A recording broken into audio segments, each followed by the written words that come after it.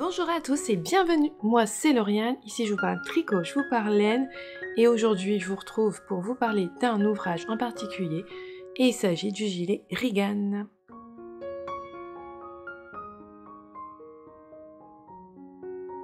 Alors le gilet Regan c'est un modèle d'Isabelle Kremer, voilà je le porte actuellement. C'est un gilet qui est disponible en français et en anglais sur Ravelry. Alors c'est un gilet qui a une construction assez particulière, différente de ce qu'on a l'habitude de faire, qui est assez originale, je dois bien le reconnaître. Alors que je vous montre, déjà d'une part c'est un gilet qui se compose de deux parties, il y a cette première partie tout en jersey, donc qui va faire tout le haut du dos ainsi que les manches. Et ensuite on a cette deuxième partie qui consiste à tricoter de la dentelle, donc qui fait tout le reste du dos et les devants. Alors le gilet Regan va se commencer par une longue bande de jersey, donc on a tout ça, là, hop, donc vous voyez, hein, on le tricote dans ce sens-là, jusqu'à... Donc en fait ici, en fait ouais, si je vous montre comme ça, je pense que c'est plus simple. Vous voyez, de là, jusqu'à là. Sur, pour ma part, tout ça de largeur, c'est que du jersey en droit. Donc on commence par monter un certain nombre de mailles, et on déroule une longue bande de jersey. Et ça, c'était long. Franchement, j'ai trouvé ça, personnellement, c'est mon avis à moi, mais j'ai trouvé ça long. Long, ennuyeux. Moi, du jersey comme ça me passionne pas du tout. Surtout, en plus, je savais pas trop où j'allais. Moi, j'ai pas trouvé ça très clair au départ, la construction. Donc, on vient faire cette longue bande de jersey. Et d'un côté, donc, on va venir rejoindre d'un coup en rond, hop, sa bande de jersey pour tricoter toute une manche, avec quelques diminutions. Hop, vous allez les voir de ce côté-ci. Vous voyez, on a quelques diminutions tout le long de la manche, on vient terminer par des côtes. On vient reprendre de l'autre côté de sa bande, il me semble qu'elle nous fait faire mettre en attente. On doit commencer par un montage provisoire ces mailles pour reprendre de l'autre côté et faire une manche également. Donc là déjà bon, ça fait plaisir quand on est arrivé là, on reprend en rond, c'est que du jersey, c'est que des mailles en droit, on va faire la manche en jersey avec quelques diminutions. C'est pas une manche très longue, elle fait à peu près 30 cm, ça se fait assez rapidement. Et à partir de ce moment-là, elle vient nous faire marquer quelques repères sur l'autre côté de la bande, d'un côté de la bande, ce qui va former en fait le col, l'encolure. Et on vient relever ces mailles, donc tout d'un côté, hop hop hop, on arrive au niveau de la manche, on vient relever les mailles tout l'autre côté, non je vous montre là,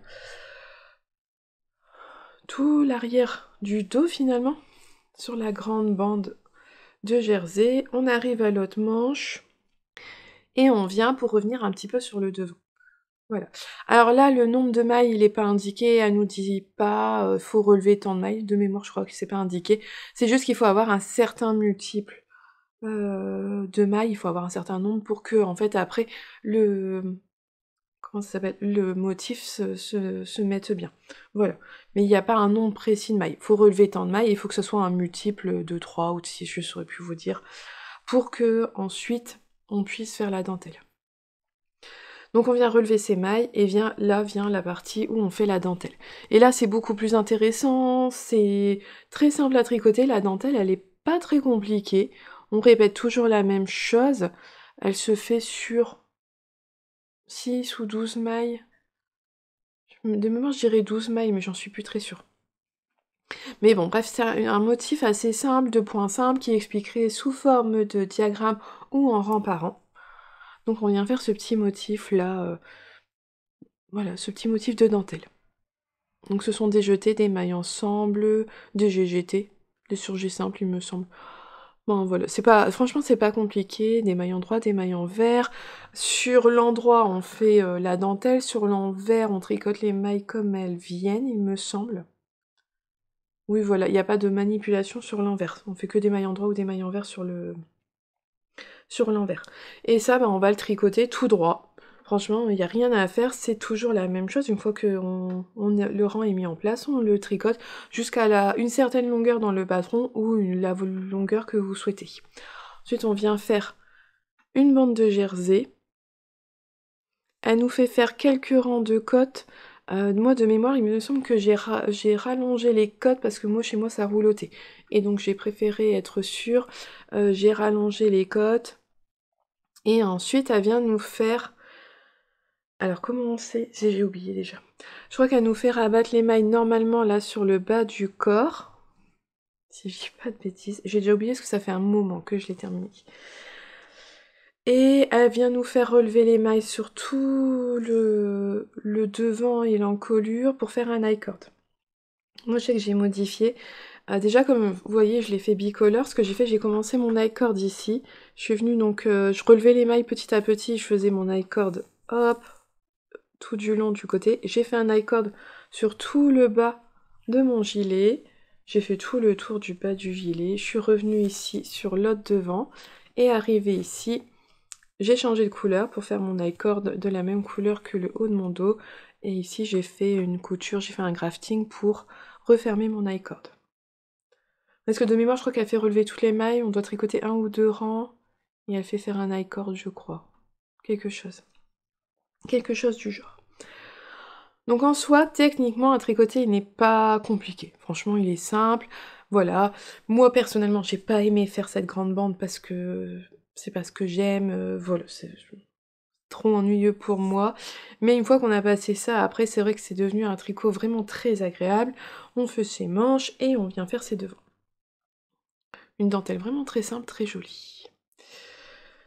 Quand je l'ai eu terminé et que je l'ai essayé, alors comme je l'ai déjà dit en vlog, quand je l'avais essayé sur le coup, je l'avais pas essayé avec une tenue adéquate, et je trouvais pas ça fou le rendu porté. Après je vous l'ai montré lavé, bloqué, sur une tenue toujours pas adéquate, et j'étais pas convaincue.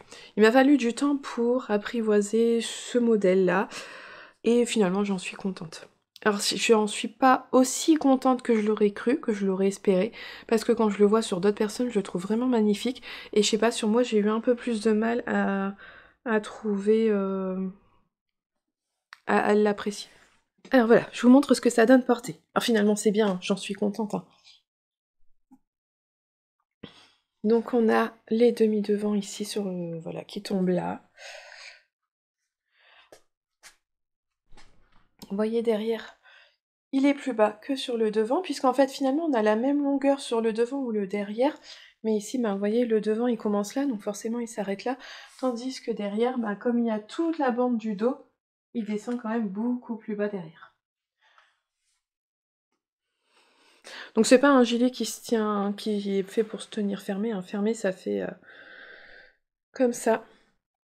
Donc c'est pas fait, hein. C'est vraiment fait pour être porté ouvert. Mais je sais pas, j'ai eu du mal. J'ai eu du mal avec sa forme, bizarrement, alors que bah je pensais vraiment adorer sa forme, mais je sais pas, j'ai été vraiment sceptique. Alors finalement, depuis, bah voilà, je lui ai trouvé des vêtements, comme là, j'ai ce top-là de Marianne Munier, je sais plus si c'est le Sacha ou le Emma, je sais jamais, et je trouve qu'ils fonctionnent très très bien ensemble, donc je suis ravie parce que bah, je les porte beaucoup à deux, j'ai d'autres hauts tricotés qui fonctionnent, j'ai des hauts du commerce qui fonctionnent, donc finalement, je le porte et je suis contente. Mais c'est pas le gros coup de cœur auquel je m'attendais. Donc voilà ce qu'il donne. Non, il est joli, j'en suis vraiment contente. Et puis cette laine, oh, cette laine. Je vous en reparle après de la laine, mais c'est vrai que elle offre un drapé magnifique. J'adore. Alors, le gilet Regan, selon Isabelle Kremer, il peut être porté de 2 manières. Donc là, je vous l'ai porté dans la manière de, on va dire, à l'endroit, quand il est tricoté, ce qui me paraît le plus logique. On peut le porter dans l'autre sens, mais alors là, je suis vraiment pas du tout convaincue, parce que je trouve que les emmanchures tombent vraiment trop bas. Et voilà, ça elle le présente comme ça également, mais je trouve que les emmanchures, ça va pas du tout. J'aime pas. Ça fait des plis, je me sens pas à l'aise, je me sens gênée dans mes mouvements. Donc je suis vraiment pas convaincue par ce sens-là. Ça fait joli, hein, parce que là, ça met vraiment toute la dentelle en avant et tout. Mais je trouve que, même si, vous voyez, le tissu est très souple et tout, mais je sais pas, ça me gêne à ce niveau-là. Au niveau, là, vraiment des bras. J'aime pas. Donc voilà, celui-là, il a fallu... Sur le coup, quand je l'ai terminé, j'ai été vraiment... Moi, j'étais déçue. Franchement, il faut pas... C'est vraiment le terme, j'ai été déçue parce que c'est une laine magnifique. C'était quand même pas mal d'heures de tricot. Et j'étais pas convaincue par le résultat. Bon, finalement, voilà, il a fallu le temps que je l'apprécie. Il a fallu que je lui trouve ses vêtements. Et maintenant que j'ai trouvé les tenues, et il s'accorde quand même avec pas mal de mes tenues, j'en suis contente. C'est pas un modèle que je referai. Parce que déjà, j'ai pas aimé tricoter la longue bande. C'était... ennuyeux, et déjà ça me freine. Et puis au niveau de la coupe, je suis pas non plus convaincue. Je crois que ce qui me dérange, en fait, c'est le fait que l'emmanchure, elle descende très très basse. Je crois que c'est ça qui me dérange beaucoup. Parce que par exemple, j'ai mon vitamine D qui est un gilet ouvert avec 2 grands pans sur le devant, mais qui a pas du tout la même construction, et je pense que c'est cette histoire-là d'emmanchure qui va loin, ce côté très chauve-souris qui me dérange. Enfin voilà, c'est mon avis à moi, hein, c'est mon ressenti personnel sur ce modèle-là. C'est une construction que je n'avais jamais faite comme ça et qui me plaît pas plus que ça, on va dire. Voilà.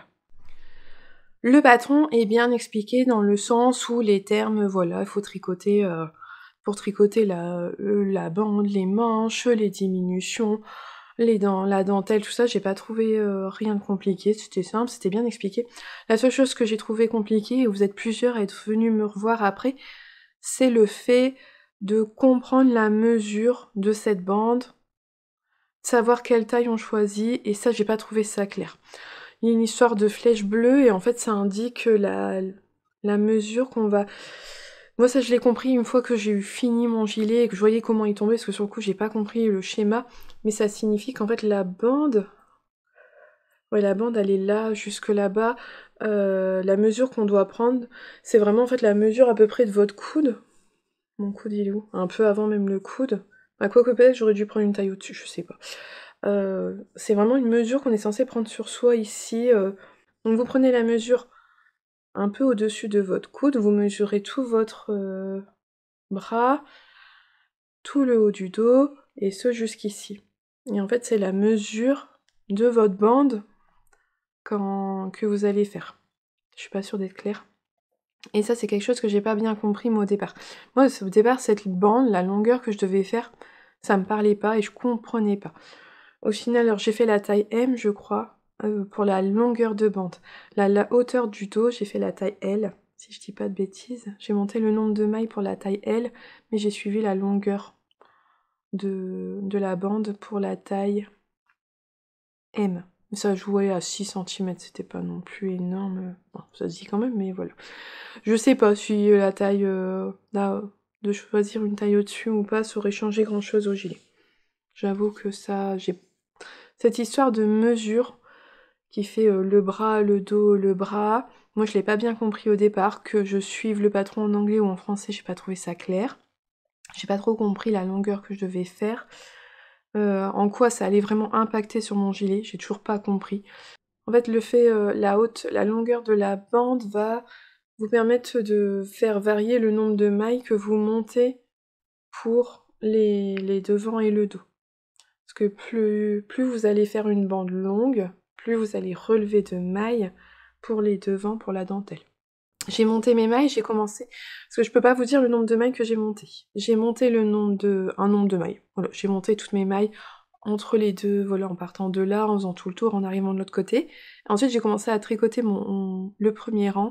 Vers la fin du rang, je voyais que j'arrivais pas au bout, donc j'ai monté quelques mailles en plus. Voilà, ça a été une histoire de 3 ou 4 mailles que j'ai rajoutées sur la fin du rang, et puis comme ça, bah, j'avais le bon nombre de mailles ensuite pour faire les mailles, pour faire la dentelle.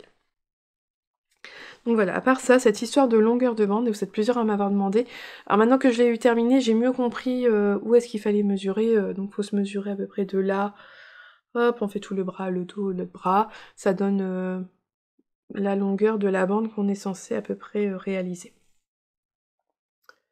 Après, comme c'est pas un gilet qui se ferme, Voilà, je pense que ça a pas trop un... Si vous hésitez entre deux tailles, il y aura pas une grande différence si vous choisissez la taille en dessous ou la taille au-dessus.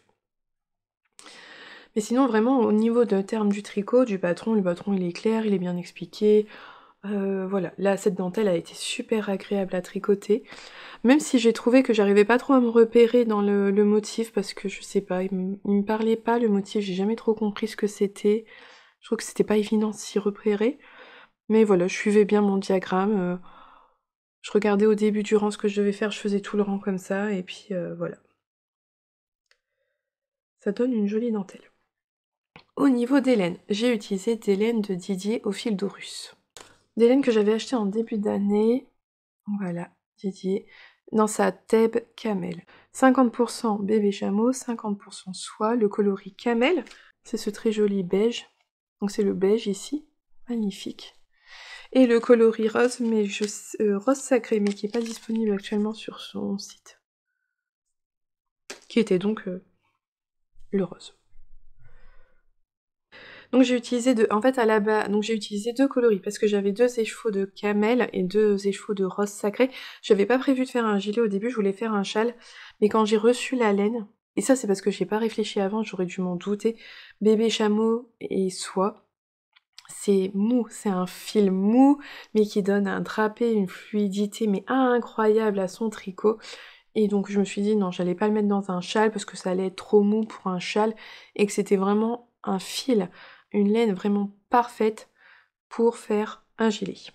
Donc me voilà dans ma recherche de gilet et j'ai trouvé le gilet Regan. Il est présenté de manière unie, hein, mais le fait de faire cette première longue partie tout en jersey puis ensuite de relever les mailles pour la dentelle, ça permet vraiment de le faire en bicolore comme je l'ai fait. Et je trouve que ça rend super bien. Cette base, c'est une base assez onéreuse, hein. C'est vendu actuellement au prix de 34 € les chevaux sur le site de Didier. Alors si je l'aurais fait en une seule couleur, 3 écheveaux m'auraient suffi. Parce que j'ai en reste, en termes de reste, j'ai un peu plus d'un écheveau en reste. Parce que là, j'ai utilisé quand même pas mal pour faire J'ai utilisé plus d'un écheveau pour faire la partie en jersey. J'ai dû entamer mon deuxième écheveau pour faire un peu la dentelle, mais notamment parce que je l'ai rallongé ici, parce que j'ai fait l'i-cord en bas et que ça devait pas être un l'i-cord, il me semble, je pense qu'on devait rabattre les mailles normalement, donc tout ça a fait que j'ai consommé plus de laine, mais mon deuxième écheveau il doit me rester genre 99 grammes, parce que les écheveaux de Didier étaient très généreux, ils devaient faire à peu près 110 grammes chacun, et donc finalement il me reste comme si c'était un écheveau normal de Thèbes Camel couleur rose sacré. Mais voilà, dans 3 écheveaux, ça serait passé parce qu'il m'a fallu... je l'ai mis sur Ravelry, ma quantité utilisée. Oui, voilà, j'ai été voir sur Ravelry, ça a fait 2 écheveaux et demi, en fait, de laine utilisée pour faire ce gilet-là. Donc dans 3 écheveaux, ça passe. Alors moi j'ai utilisé bébé chameau et bébé soie, mais vous pouvez utiliser n'importe quelle autre base qui contient de la soie, ça vous donnera un drapé vraiment magnifique et parfait, idéal pour ce gilet-là qui est un gilet qui se tient ouvert. Donc notamment chez Didier, je pense à sa bébé alpaga soie cachemire, ça irait très bien. Je pense que sa BFL soie pourrait parfaitement convenir aussi, et là du mérino cachemire soie, là aussi ça offrira un beau drapé, et enfin sa mérino yak et soie. Franchement, c'est parfait pour faire ce gilet-là. Vous pouvez bien sûr aller voir ailleurs tout ça, mais moi je vous le dis parce que j'ai utilisé les laines de Didier pour faire mon gilet. Et c'est magnifique. C'est super doux, c'est brillant, ça a un beau drapé, ça brille. C'est vraiment super beau. C'est très très doux, c'est très agréable à porter. Donc je suis contente. Le bilan au final, il m'a fallu du temps pour apprécier le gilet, mais je l'apprécie maintenant, j'en suis contente.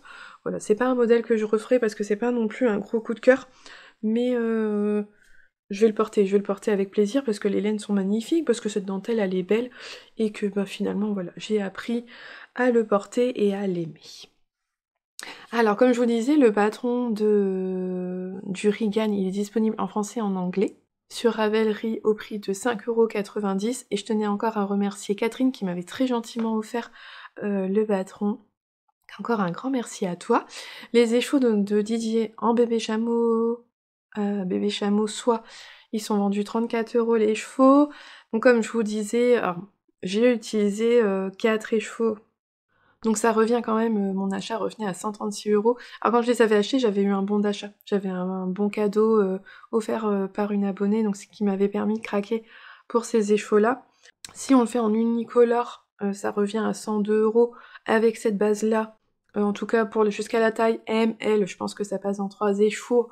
Voilà, dans cette base-là, chez Didier, 102 €, mais vous pouvez diminuer le coût en prenant des bases moins chères et en cherchant après ailleurs. Alors, je n'ai pas du tout d'alternative là comme ça, qui offre un tel drapé, une telle brillance vers la laine industrielle. Là franchement, je n'ai jamais vu un fil qui offre autant de drapé que moi j'ai pu tester, donc je peux vraiment pas vous recommander un autre fil là pour le coup vers une laine industrielle, je saurais pas du tout vous dire. Vous pouvez retrouver ce genre de base là chez d'autres teinturiers, mais j'avoue que j'ai pas de connaissances vers des laines industrielles. Donc voilà, c'est un gilet qui est quand même onéreux, donc c'est ça aussi qu'au début j'étais déçue parce que c'était une laine magnifique et que j'étais triste au début parce que je me suis dit en fait ça... Voilà, c'est un loupé, c'était pas un modèle qui me convenait, qui me plaît, c'était une forme que j'avais jamais faite avant, donc je m'en suis pas doutée, j'ai pas vu le... Je pouvais pas, en fait, deviner que ça allait pas me plaire tant que ça. Finalement, voilà, j'ai appris à aimer, vous l'aurez compris, je vous l'ai répété plein de fois dans la vidéo, mais j'ai appris à aimer ce gilet, donc finalement, je suis contente parce que, je le porte avec beaucoup de plaisir, c'est pas genre en dépit de « oh, faut que je le porte », non, non, c'est je vais porter maintenant ce débardeur-là, je le porte systématiquement avec le gilet et j'en suis vraiment contente. Donc finalement, je suis contente de pouvoir profiter des laines de Didier, parce que franchement, c'est super doux, c'est beau, c'est brillant, c'est vraiment... voilà. C'est pas tous les jours que je vais tricoter du bébé chameau et soie, c'est peut-être la seule fois, mais j'en suis vraiment contente, et c'est vraiment une très belle laine de Didier. Donc voilà, on a fait le tour aujourd'hui pour ce que j'avais à vous dire sur ce modèle. En soi, il est simple, il est vraiment simple à tricoter, il n'est pas compliqué, en français et en anglais. N'hésitez pas à vous lancer avec la version anglaise si vous avez jamais essayé, si vous avez la version française à côté pour vous appuyer en cas de souci, donc n'hésitez pas. Après, comme ça a été dit aussi, parce que Vincent l'a tricoté aussi, le compagnon de Didier, si vous regardez leurs vidéos, il l'a tricoté aussi, et comme on disait, c'est parfaitement, et comme il disait, c'est parfaitement adaptable, on peut changer ensuite la dentelle du Regan sans problème. Si vous aimez sa forme, et en fait, après, il offre plein de possibilités. Si je dis pas de bêtises, Nathalie de By Night en a tricoté déjà plusieurs, donc vous voyez, moi je m'attendais vraiment à avoir le même engouement, le même plaisir avec ce gilet-là, et non, je l'ai pas. Moi, une fois, ça m'a suffi. Et donc, Nathalie le retricote, je sais qu'elle a retricoté une version avec une autre dentelle. Donc après, voilà, à vous, il suffit de trouver en fait une dentelle qui passe sur le nombre de mailles de celle qui est préconisée dans le patron, et en fait, ça offre plein de possibilités. Donc voilà, alors on est arrivé au bout donc de cette vidéo, j'espère qu'elle vous aura plu. En attendant, je vous souhaite une belle journée ou une belle soirée en fonction de quand est-ce que vous la regardez, et surtout un bon tricot, et je vous dis à bientôt. Bye!